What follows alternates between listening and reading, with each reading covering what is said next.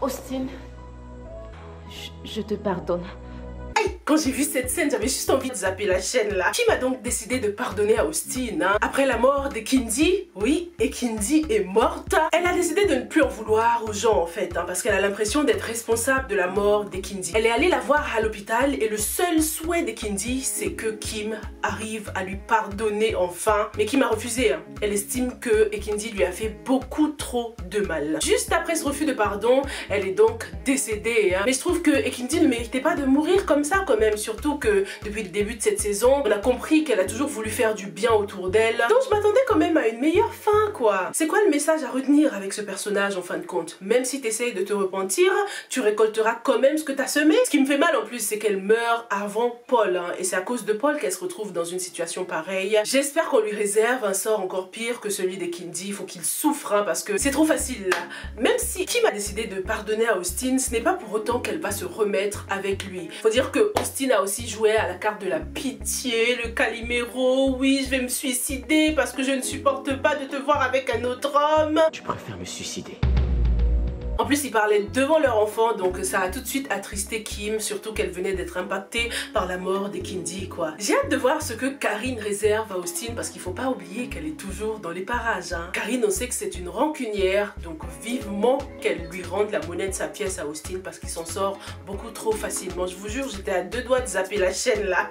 Pendant cette scène de pardon, ça m'a énervée. La question que je me pose du coup, c'est par rapport à la sœur de Mélanie. En fin de compte, c'était quoi son rôle dans cette série, dans cette saison? Il y a eu aucun développement de sa part, Son rôle c'était de venir et partir dans la maison et dans le bureau. Pareil pour la meuf qui allait rendre visite à Piwele à chaque fois dans son bureau. C'était quoi le but? Ils auraient pu développer, ça n'a servi à rien. Je m'attendais à une suite par rapport à ces scénarios là. Ça a juste perdu du temps plus qu'autre chose. Piwele et sa mère sont enfin rétablis, sont sortis de l'hôpital. Ils ont reçu le total soutien de Passy qui était à leur chevet. Surtout avec Piwele, elle a été très présente pour lui. Ça se voit qu'elle l'aime toujours même si elle ne veut pas se l'avouer tout de suite. Ce n'est pas juste parce qu'il est le père de ses enfants. Passy est amoureuse de Piwele. Vivement la fin parce qu'on sait déjà qu'ils vont se remettre ensemble. C'est tellement prévisible. Mais je reste totalement insatisfaite du sort qu'on a réservé à Piwele. C'est pas assez ça. La souffrance des hommes de la série, c'est toujours se retrouver à l'hôpital en fait, c'est tout. En plus ça ne dure pas, ça dure un seul épisode et c'est fini. Alors que les femmes de la série ont le don de souffrir pendant toute une saison. Mais bon, c'est le marketing. Tout ce qui touche la femme, ça attire, ça fait appel aux émotions et c'est ça que les gens aiment. Les problèmes ne sont cependant pas finis en ce qui concerne Piwele et sa mère parce que la mère de Miranda ne compte pas lâcher l'affaire concernant la mort de son enfant. Elle veut trouver un coupable, un responsable et elle a l'impression que c'est Piwele et sa mère qui sont responsables de la mort de sa fille. Monsieur Piwele, c'est toi qui as assassiné ma fille avec la complicité de ta mère. C'est une réaction tellement logique parce que lorsqu'on perd un être cher, on veut trouver un coupable, on veut avoir une explication rationnelle. Donc cette mère ne peut pas accepter qu'on ait trouvé sa fille enceinte morte dans la rue comme ça. Non, il y a forcément un coupable. Elle a exigé que Piwele se rende au village pour faire une espèce de rituel traditionnel pour qu'on puisse savoir si oui ou non il est responsable de la mort de Miranda. Si tu veux prouver ton innocence, on va au village, tu vas boire l'Okadi sur sa tombe. Parce qu'elle pense qu'il ment. J'adore les traditions, j'adore notre culture africaine, mais ils occupent trop de place dans la série par rapport à la religion. C'est pas possible.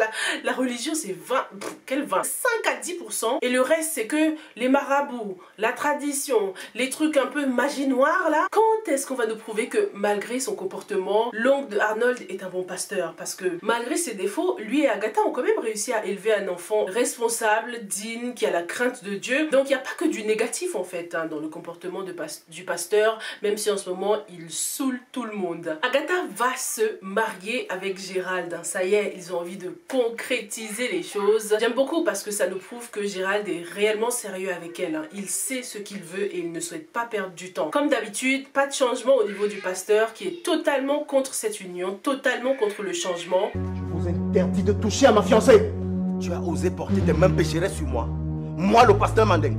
Gérald est bien décidé à défendre sa femme et à se faire respecter. Dans cet épisode, on peut dire que le pasteur est vraiment touché dans son ego. J'espère qu'il ne va pas aller trop loin, hein. Juste pour reprendre le dessus, j'ai peur pour la suite. Faut qu'il apprenne à se remettre un peu en question, quoi. C'est ça son problème. Du côté des jeunes couples, Alice et Arnold, on a enfin eu droit à la fameuse scène de la bande-annonce, hein, lorsque Arnold disait à Alice qu'il ne pouvait pas faire l'amour dans le salon. Le seul endroit autorisé, c'est dans la chambre. Le seul endroit autorisé par la Bible pour faire l'amour, c'est dans la chambre. Bah écoutez, qu'est-ce que vous voulez qu'on dise? Les histoires comme ça, il faut en discuter entre couples, hein. Mais ce qu'il faut retenir, c'est que ça commence à saouler Alice. Il y a un certain ras-le-bol là qui s'installe. Déjà, ils ont eu un coup dur au niveau professionnel lorsqu'elle était DG de l'entreprise Mbarga et compagnie. Ensuite, il l'interdit de porter des maillots de bain qui dévoilent trop son corps. Et maintenant, il ne veut même pas qu'elle soit épanouie au niveau des plaisirs charnels. Ça fait trop pour Alice, hein, qui commence à être crispée là. Dans la bande-annonce, on a vu qu'elle en avait parlé avec Monsieur Mbarga, son père, ce qui est étonnant quand même, hein. On aurait tendance à penser que la première oreille pour ce genre de choses serait la maman, mais on dirait que Alice va choisir d'en parler d'abord à son père.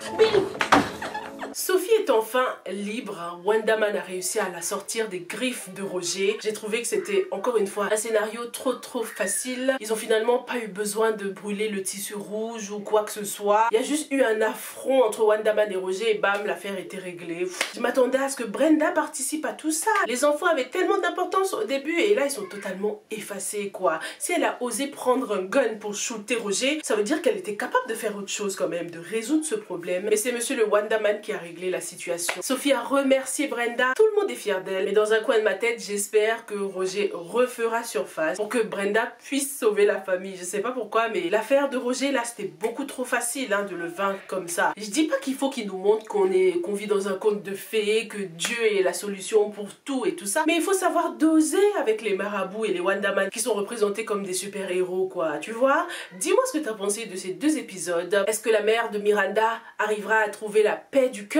En tout cas, les vrais responsables de la mort de Miranda vont bientôt faire un séjour en prison, hein, puisque la police a de plus en plus de preuves contre eux et en plus, ils n'arrêtent pas de se trahir mutuellement. Même si Piwele n'a rien à voir avec la mort de Miranda, on peut pas s'empêcher de penser qu'il est quand même indirectement lié à cette mort. Il a quand même une part de responsabilité, hein, dans la mort de Miranda. Si t'as kiffé le personnage de Miranda comme moi, n'hésite surtout pas à regarder cette vidéo best-of qui apparaîtra sur l'écran à la fin de cette vidéo. Et on se retrouve demain pour la suite de Madame Monsieur saison 3. Stay safe and stay blessed. Bye!